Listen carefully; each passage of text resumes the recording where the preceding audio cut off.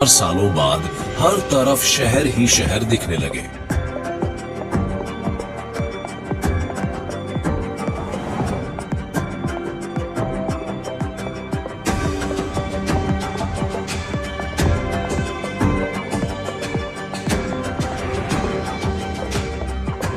जब अलग अलग तरह के लोग एक जगह पर इकट्ठा होते हैं तो विचारों का आदान प्रदान होता है और नई संभावनाएं सामने आती हैं।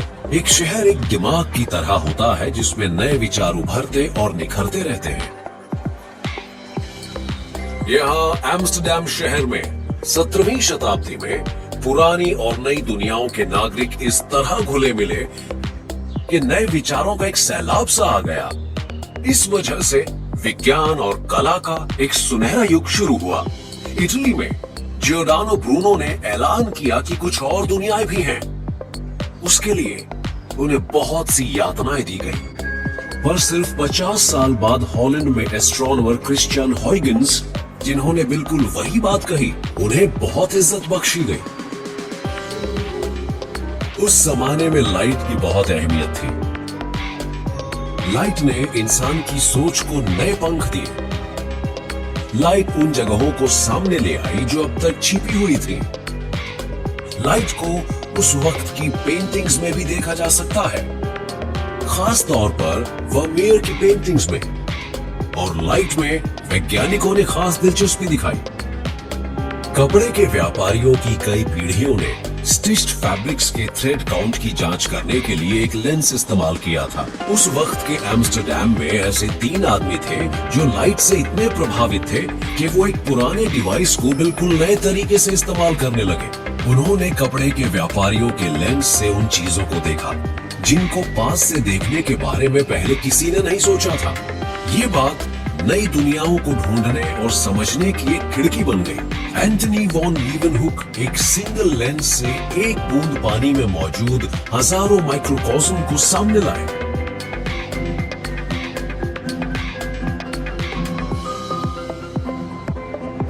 उनके दोस्त क्रिश्चियन हॉयगन्स 2 लेंसेज इस्तेमाल करके तारों, ग्रहों और चांदों को इतना पास ले आए कि उनके फीचर्स नजर आने लगे।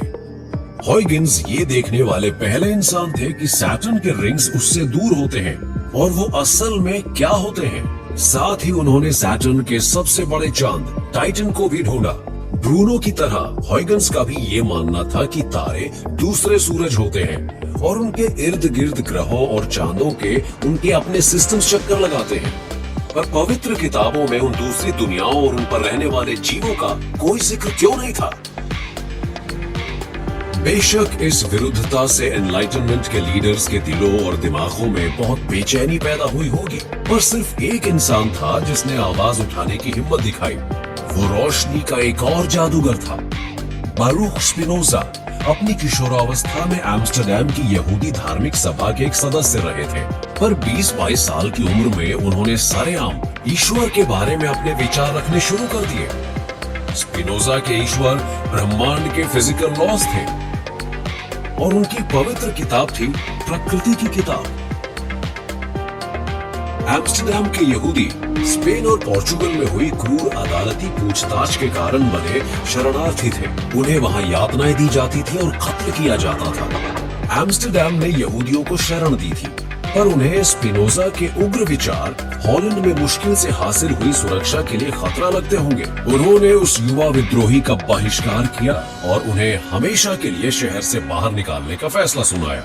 स्पिनोजा ने बिना माफी मांगे उस सजा को बहुत गरिमा के साथ स्वीकार किया। वो पास के हेग में रहने लगा। वहाँ उन्होंने एक कदम और आगे जाते हुए ये लिखा कि बाइबल को ईश्वर ने नहीं लिखवाया है, बल्कि इंसान ने लिखा है। स्पिनोजा ने लिखा, ईश्वर को चमत्कारों में मत ढूंढो। चमत्कार प्रकृति के कानूनों का उल्लंघन होते हैं। ईश्वर को पाने का सबसे अच्छा तरीका उन कानूनों का अध्ययन है। उससे पहले किसी ने ऐसी बातें खुलेआम नहीं कही थी। स्पिनोजा जानते थे कि चाहे हॉलैंड ही क्यों ना हो, वो आजाद विचारों की हदें पार कर रहे हैं। तो स्पिनोजा के मुताबिक किसी पर भी किसी धर्म को जबरदस्ती थोपना उसके साथ अन्याय है। स्पिनोजा की नजर में हर प्रकार की बड़ी धार्मिक परंपराएं संगठित अंधविश्वास थीं। उनके हिसाब से चमत्कारों की बातें आगे आने वाले आजाद समाज के लिए किसी खतरे से कम नहीं थीं। जब तक चर्च और स्टेट अलग नहीं हो जाते तब तक लोकतंत्र की स्थापना नहीं हो सकती। उन्होंने एक किताब लिखी जिसमें अमेरिकी और कई दूसरी क्रांतियों के पीछे छिपे विचारों की बात की गई थी। और जैसा कि अब होता है, तब भी कुछ लोगों को उनकी वो बातें पसंद नहीं आई।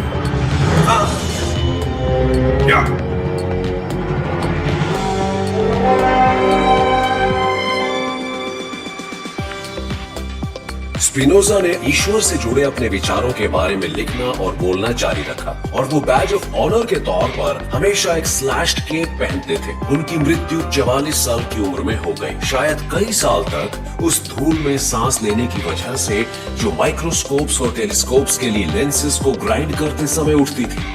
250 साल बाद रोशनी के एक और दीवाने शख्स ने उस साधारण से कमरे में कदम रखा जिसे स्पिनोजा की बेहद असरदार फिलॉसफी का साक्षी मानकर संजो कर रखा गया था।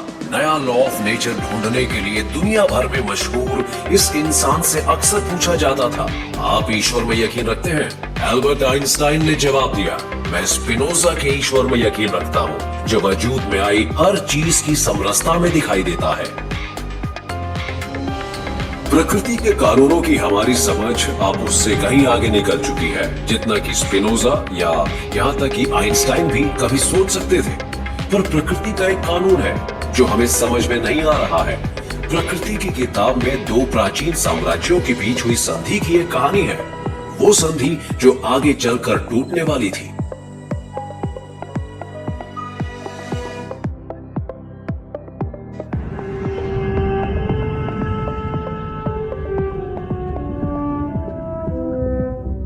बहुत पहले दो साम्राज्य थे। उन दोनों के बीच एक संधि हुई जिसके बाद वो दोनों कामयाबी के शिखर पर पहुंच गए। उन दोनों की साझेदारी लगभग 10 करोड़ साल तक चली और फिर एक साम्राज्य में एक नए प्रकार का जीव विकसित हुआ। उसके वंशजों ने सब कुछ तहस नहस कर दिया और संधि को तोड़ डाला। अपने घमंड में वो दोनों साम्राज्यों और साथ ही अपने लिए भी एक जानलेवा खतरा बन गए।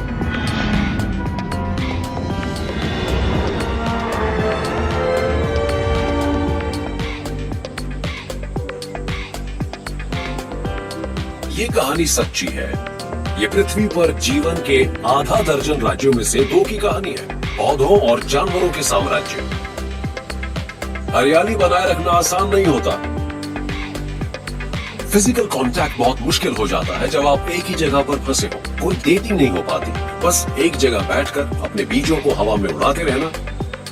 आपको बस हवा का इंतजार रहता है हमेशा। अगर आपकी किस्मत अच्छी हुई तो आपके कुछ पोलन्स को एक दूसरे प्लांट के सेक्सुअल रिप्रोडक्टिव पार्ट पर पहुंचा दिया जाएगा। पौधे लगभग 10 करोड़ सालों तक ये हिट और मिस का खेल खेलते रहे जब तक कि कुछ कीड़े विकसित होकर क्यूपिड की भूमिका निभाने लगे। उसके बाद जो हुआ उसे जीवन के इतिहास की सबसे बड़ी को एवोल्यूशन मैरिजेस कहना गलत नहीं होगा। एक कीड़ा एक फूल पर एक प्रोटीन रिच पोलन के डिनर के लिए जाता है। जाहिर है उनमें से कुछ पोलन उस कीड़े के शरीर पर चिपक जाते हैं। फिर वो कीड़ा उन बचे हुए पोलन के साथ किसी दूसरे फूल पर बैठ जाता है। वो पोलन उस फूल को फर्टिलाइज करते हैं और वो रिप्रोड्यूस होता है। वो कीड़ों और फूलों दोनों के लिए ही फायदे का सौदा था, जिससे कई तरह के जबरदस्त बदलाव हमारे सामने आए। एक नया पौधा पैदा हुआ जिसमें पोलन के साथ मीठा पराग भी था।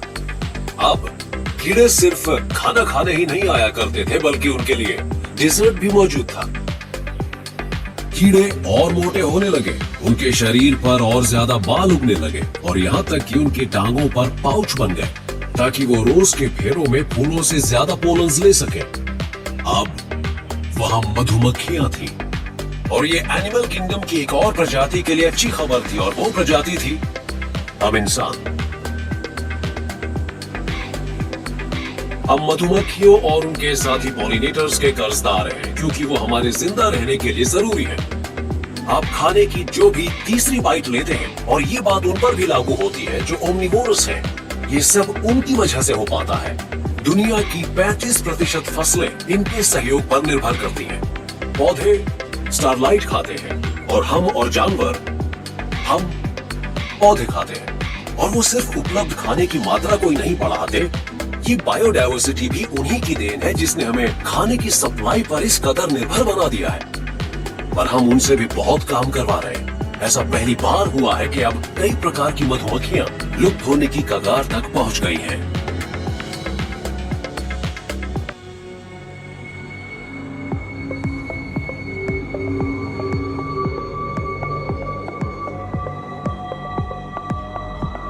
आप समझ ही गए होंगे कि हम लोग कहां जा रहे हैं।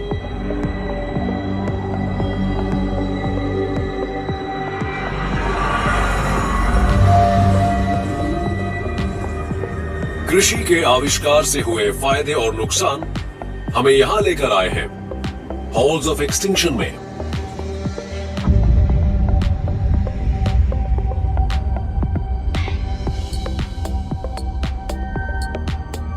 एक स्मारक जिसे पृथ्वी के इतिहास की उन घटनाओं की याद में बनाया गया है जिनमें अनगिनत जाने गई हैं। ये जीवन के पेड़ से टूटी हुई टहनियों की निशानी है। जीवन के इतिहास में 5 बार ऐसी खतरनाक और भयानक प्रलय आई है कि ऐसा लगा सब कुछ खत्म हो जाएगा, पर छठी कुछ बिल्कुल ही अलग है। जब पिछली बार हम यहां पर साथ थे तब इस हॉलवे का कोई नाम नहीं था। क्यों? क्योंकि उस समय वैज्ञानिकों में यह सहमति नहीं बन पा रही थी। उस समय हम लोग एक प्रलय के बीचों बीच थे। अब स्थिति बदल गई है। अब इस हॉलवे का एक नाम है, ये हमारा है, द एंथ्रोपोसीन। ग्रीक भाषा में एंथ्रोपो का मतलब इंसान होता है और सीन का मतलब हाल ही में।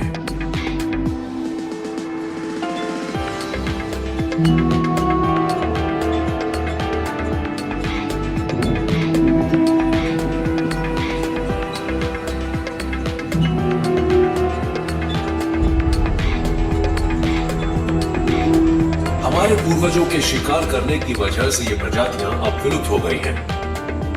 इनमें हमारे कजिन्स निएंडरथाल्स शामिल हैं।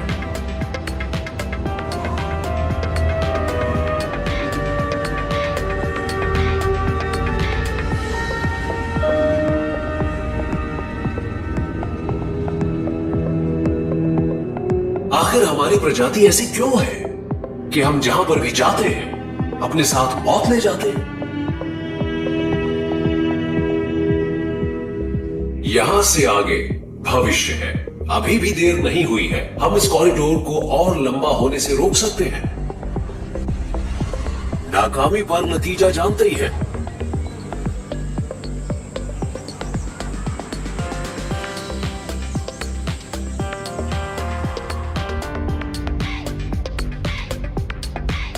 पर अगर कामयाब रहे, आइए मेरे साथ।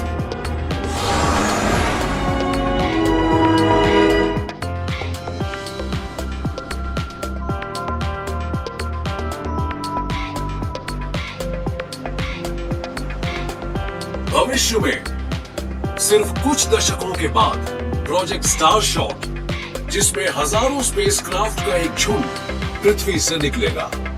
एंडीज माउंटेन्स के पश्चिम में एटाकामा डेजर्ट का यह हिस्सा इतना सूखा है कि यहां आज तक बारिश नहीं हुई है। और ये हमारे लिए बहुत अच्छी बात है क्योंकि हमें बिल्कुल साफ आसमान चाहिए होगा।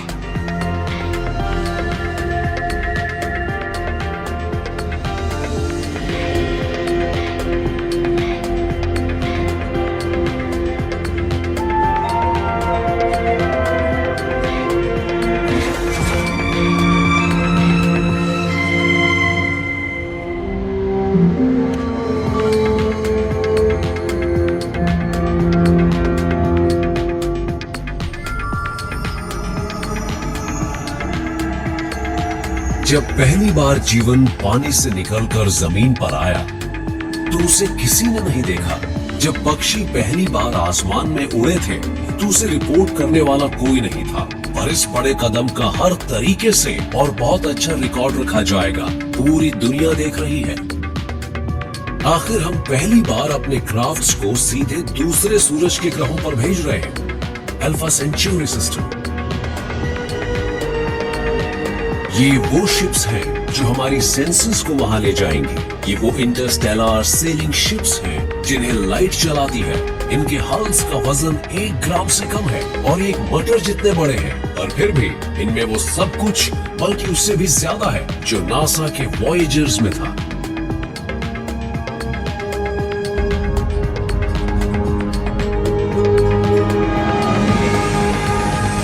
लेजर्स के इस फेज्ड अरे से पहली लाइट निकलेगी तो स्पेसक्राफ्ट की रफ्तार कुछ ही मिनटों में 0 से लाइट की गति के 20% तक पहुंच जाएगी। इस हर एक नैनोक्राफ्ट के अंदर वो सब होगा जो एक नए तारे की दुनिया पर नजर डालने के लिए जरूरी है, और उन सब दृश्यों और वैज्ञानिक जानकारी को पृथ्वी पर वापस भेजा जाएगा। अंतरिक्ष का ज्यादातर हिस्सा खाली है, पर वहाँ कुछ छोटे धूल के कण हैं जो उस तेज रफ्तार पे चल रहे नैनोक्राफ्ट से टकराने पर उसे बहुत नुकसान पहुंचा सकते हैं।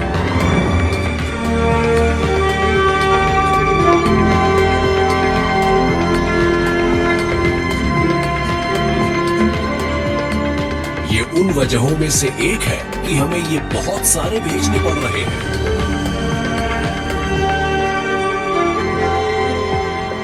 वॉयेजर 1 61,000 किलोमीटर प्रति घंटा की गति से चल रहा है। उसे यहाँ से निकले 40 साल से ज्यादा हो चुके हैं। इन नैनोक्राफ्ट्स को उससे आगे निकलने में सिर्फ 4 दिन लगेंगे। ये काफी तेज है, पर फिर भी लाइट की गति का 20% ही है। प्रॉक्सिमा सेंचुरी 4 लाइट ईयर्स की दूरी पर है, तो ये 20 साल का वन वे ट्रिप है। लेकिन क्या आप जानते हैं, प्रॉक्सिमा सेंचुरी में एक दुनिया ऐसी भी है जिसमें जीवन हो सकता है। हमारे रोबोटिक जासूस इन नई दुनियाओं की जानकारी भेजेंगे। उनके संदेश हम तक रेडियो वेव्स के जरिए लाइट की गति से पहुंचेंगे। उन्हें हम तक पहुंचने में 4 साल लगेंगे। 20 साल एक तरफ, 4 साल में वापस, यानी 24 साल का राउंड ट्रिप। आप में से बहुत से यहाँ होंगे। आप प्रकृति की किताब के उन नए पन्नों को पढ़ेंगे और लिखेंगे और बताएंगे कि भविष्य में कहां जाना है।